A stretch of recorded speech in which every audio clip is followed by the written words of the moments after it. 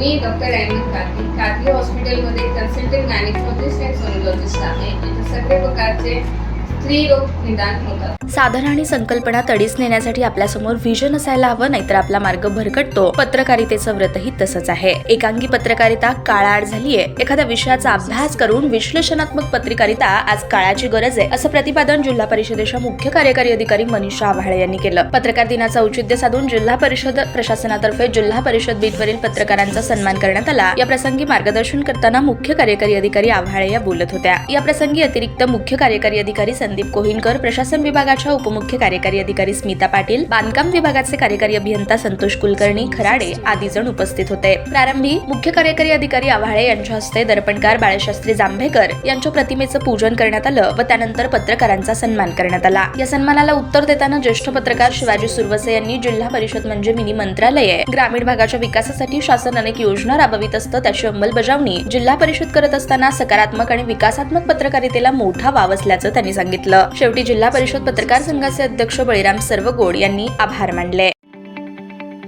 ताज्या बातम्या पाहण्यासाठी प्राईम महाराष्ट्र न्यूज चॅनलला सबस्क्राईब करा.